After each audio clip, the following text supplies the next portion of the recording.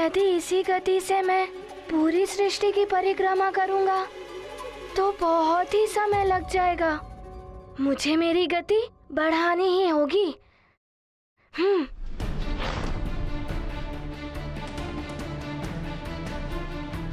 ओह, ये जल तो छलकने को है। मुझे मेरी गति कम करनी होगी।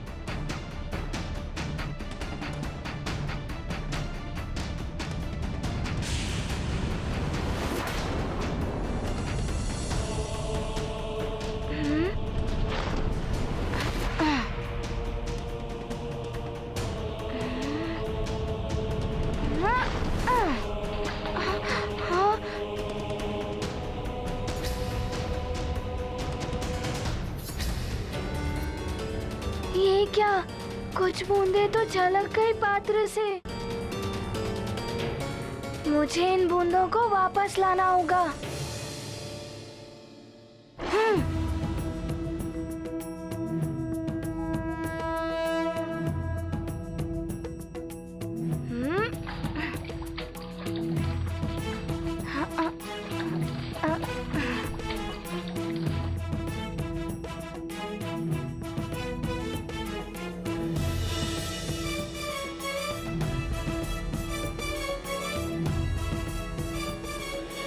ये तो बड़ा ही कठिन कार्य है। माँ ने जो मोती पिरोने वाला कार्य दिया था उससे भी कठिन है। गुरुदेव ने तो बड़ा ही चुनौतीपूर्ण कार्य मुझे सौंप दिया।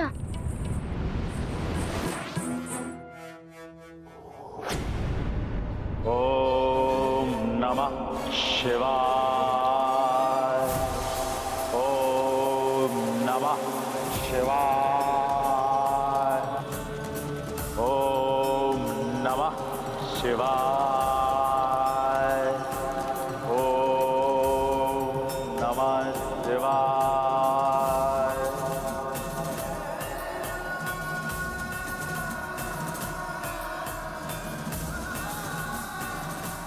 दशानन लंकेश को कालनेमी का प्रणाम। कालनेमी, आज तुम एकाएक यहाँ कोई सूचना लाए हो? हाँ दशानन। दशानन, वो वानर बालक हनुमान सुमेरु से बाहर शिक्षा प्राप्त करने गया हुआ है। इससे सूर्यदेव स्वयं उसे शिक्षा प्रदान करेंगे। ओ, तो वानर शिक्षा ग्रहण करने के लिए श्रेष्ठतम केंद्र में गया है। अच्छी अच्छी बात है। अच्छी बात है। स्वतः ही कुछ दिनों के लिए हमारे मार्ग का कंटक हट गया। किंतु लंकेश, एक तो वो वानर बालक पहले ही दिव्य वरदानों से युक्त है। अब उससे श्रेष्ठतम शिक्षा प्राप्त हो जाएगी। शत्रु का बलवान और ज्ञानवान होना हमारे हित में नहीं है। कालने में वो वानर तो उसी दिन मेरे हाथों मारा जाता जिस दिन वो मेरे समक्ष आया था। क्योंकि मेरी मृत्यु तो उसके हाथों नहीं हो सकती, परंतु उसकी मृत्यु मेरे हाथों अवश्य हो सकती है। मेरे महादेव ने उस दिन उसकी रक्षा कर ली और उसे बचा लिया।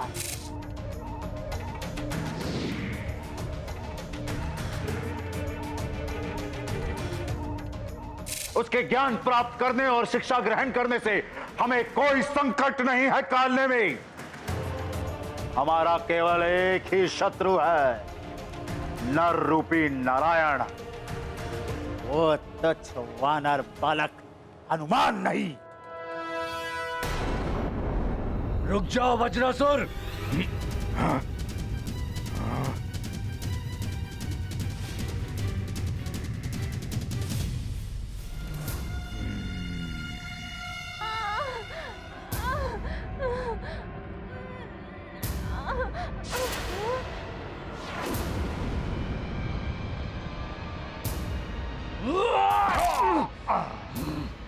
रुक जाओ। इसने मुझ पर वार किया है, इसका वध मैं करूंगा।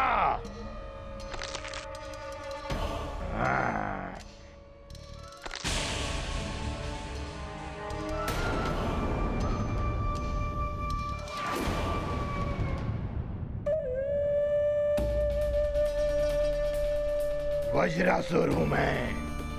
तुझ जैसे तुच्छ वानर मेरा कुछ अहित नहीं कर सकता। मुझे नर नारायण अवतार के अतिरिक्त कोई नहीं मार सकता। किंतु मैं सबको मार सकता हूं, तुझे भी। देवराज, सुमेरु और उसके आसपास के क्षेत्रों में राक्षसों की गतिविधियां पुनः देखी गई हैं। हाँ वरुण देव, अभी हनुमान नहीं है ना वहां, इसीलिए राक्षसों को यह अवसर मिल गया।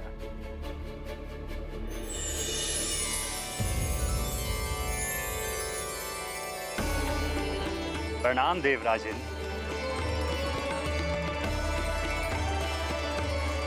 प्रणाम वरुण देव। विराजिए वायुदेव।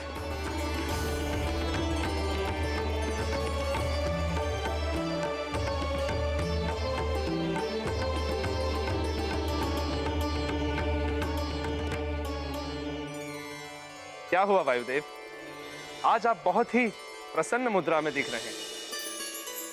प्रतीत होता है कि कोई शुभ समाचार लाएं। समाचार ही प्रसन्नता का है देवराज। हनुमान परीक्षा में सफल हुआ है। सूर्यदेव ने उसे अपना शिष्य स्वीकार कर लिया है। सूर्यदेव का शिष्य बनना ब्रह्मांड के सबसे कठिन कार्यों में से एक है। हम देवताओं के पुत्र भी असफल हो जाते हैं इसमें। मेरा पुत्र गौ भी असफल हो गया था सूर्यदेव की परीक्षा में। तुम मुझे अपना गुरु क्यों बनाना चाहते हो? वो इसीलिए सूर्यदेव, क्योंकि एक तो मैं आपके सहायक का पुत्र हूँ और दूसरा कि आपसे शिक्षा पाना मेरे लिए गर्व की बात है। पुत्र, शिष्य को भी इस योग्य होना चाहिए कि गुरुदेव के लिए भी गर्व की बात हो। किंतु हनुमान ने यह अद्भुत कार्य कर दिखाया है वरुण देव। सत्य है वायुदेव, हनुमान बड़ा ही दिव्य बालक, हम सभी देवताओं के बालकों से भी अधिक दिव्य। हनुमान की सफलता में उसके माता पिता महाराज केसरी और देवी अंजना की तपस्या, उनके द्वारा दिए गए संस्कार और सीख भुलाए नहीं जा सकते देव। सत्य वचन है। संतान के प्रथम गुरु उसके माता पिता ही होते हैं। किंतु जितना कठिन सूर्यदेव का शिष्य बनना है, उतना ही कठिन सूर्यदेव की शिक्षा ग्रहण करना भी है। हनुमान के लिए भी एक बड़ी चुनौती है।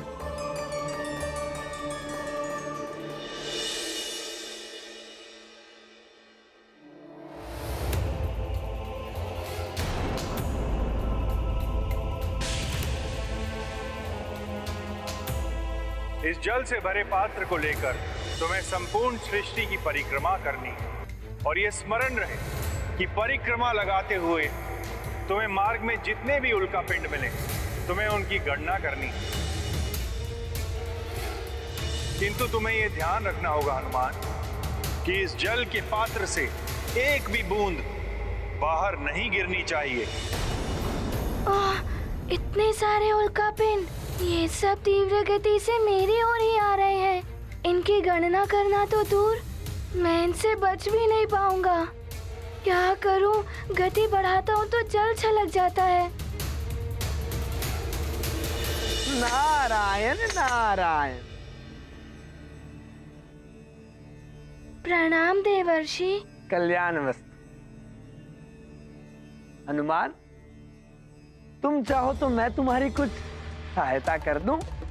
नारायण नारायण। मेरी सहायता? आप मेरी सहायता कैसे करेंगे? तुम तो बस जल के पात्र पर ही ध्यान केंद्रित रखो। उल्का पिंडों की गिनती मैं कर दूंगा तुम्हारे लिए। अच्छा।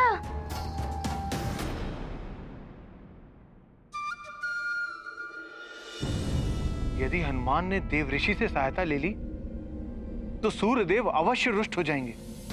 हो सकता है वो हनुमान को शिक्षा देने से मना कर दे। ऐसे में तो हनुमान की शिक्षा अपूर्ण रह जाएगी। ये महर्षि नारद अब कौन सी परीक्षा लेने पहुंच गए हनुमान की? हनुमान की तो पग पग परीक्षाएं होनी है। यह परीक्षाएं हनुमान के लिए बहुत बड़ी सीख होगी।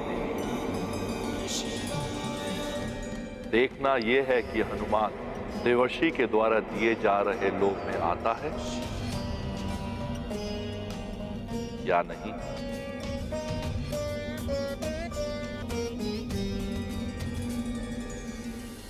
तुम ये भी कर सकते हो कि तुम तीव्रता से आगे बढ़ते हुए उल्काओं की गणना करो।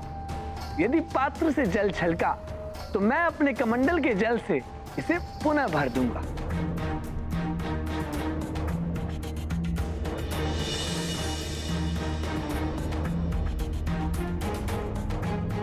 ये रहा मेरा कमंडल।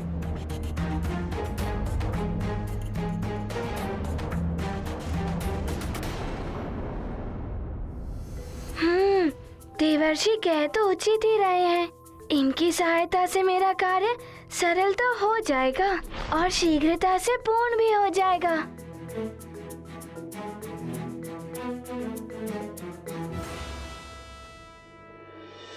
यदि आप कहें तो मैं आपका वाहन बनने को तैयार हूँ। यदि आज आप मेरी सवारी बनेंगे तो मेरे मूषक को बुरा लगेगा ना? गणपति जी ने सत्य कहा, वाहन नहीं बदलते और किसी की सहायता से स्पर्धा में विजय प्राप्त करना भी अनुचित। ऐसी विजय का कोई अर्थ नहीं। देवर्षि, आपके प्रस्ताव के लिए धन्यवाद, किंतु गुरुदेव ने ये कार्य मुझे पूर्ण करने के लिए सौंपा है। माँ ने मुझे एक सीख दी थी, स्वयं के कार्य में किसी और की सहायता लेना फल के ही समान होता है। अतः इस कार्य को मुझे ही पूर्ण करने दीजिए। उत्तम, अति उत्तम हनुमान। नारायण नारायण। सुगम पथ ने दिया प्रलोभन, हनुमत ने चुना स्वावलंबन। विनम्रता का लेकर भाव स्वीकार किया देवर्षि प्रस्ताव। नहीं करेंगे गुरु से छल, हनुमत दर्शाते आत्मबल। करते स्वयं जो अपने कार्य, उत्तम मिलते उन्हें परिणाम।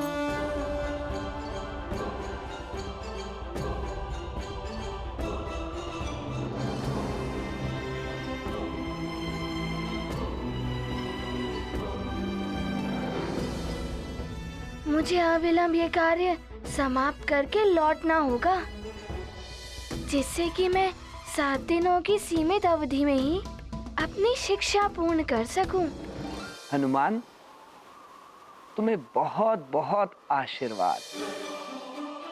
तुमने सहायता लेने से मना करके ये सिद्ध कर दिया कि तुम सूर्यदेव जैसे महान गुरु से शिक्षा पाने के लिए सर्वथा योग्य शिष्य हो।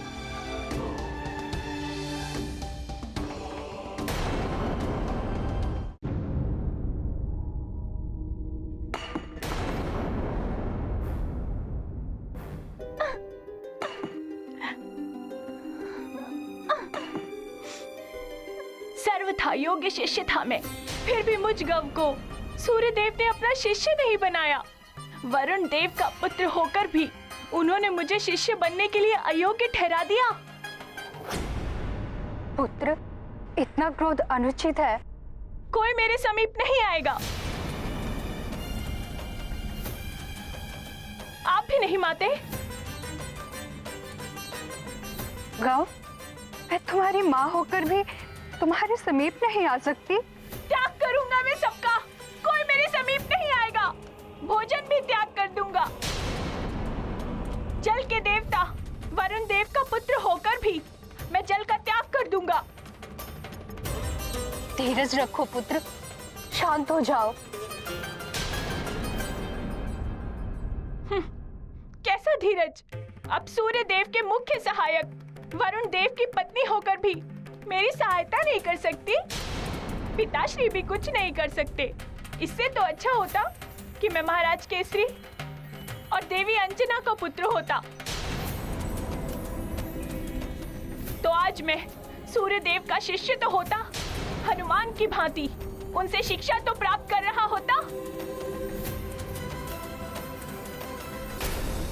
प्रणाम देवर्षि।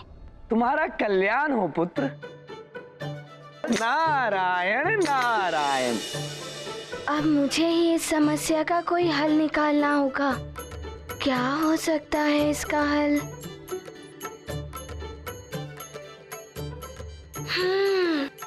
एक उपाय है। मैं उल्कापिंडों से बचते हुए उनकी गणना भी कर लूंगा एवं जल को भी बचा लूंगा।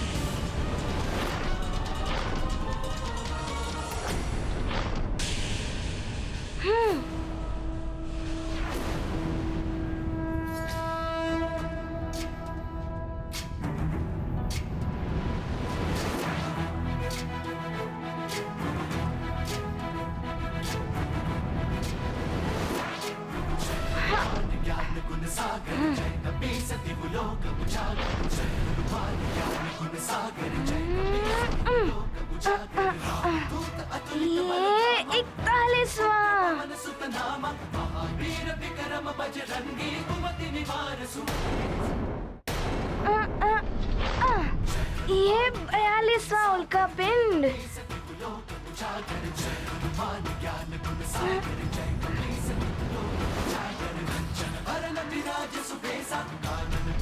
ये 43वां उल्कापिंड।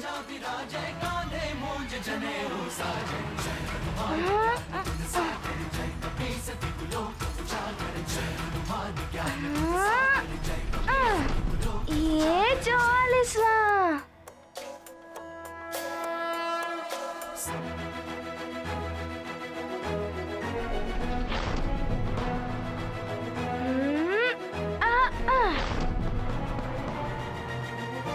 ये 45वां।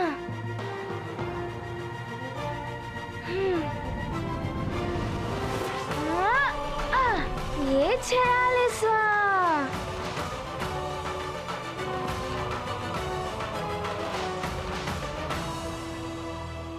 अभी तक तो 46 उल्कापिंड ही दिखाई दिए हैं। अब जल पात्र।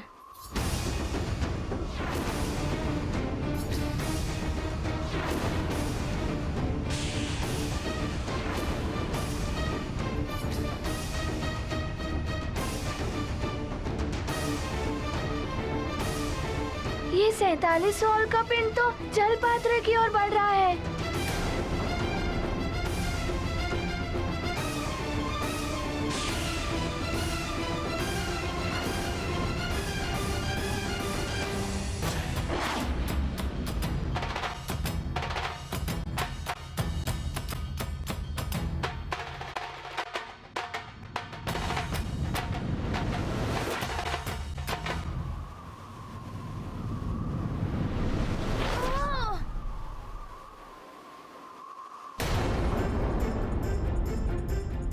कुछ बूंदें तो गिर ही गई।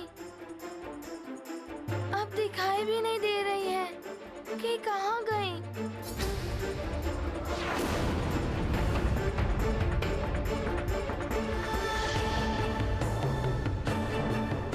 मैं तो असफल हुआ इस कार्य में।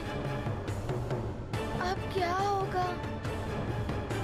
गुरुदेव को सब स्पष्ट बता देना उचित ही होगा।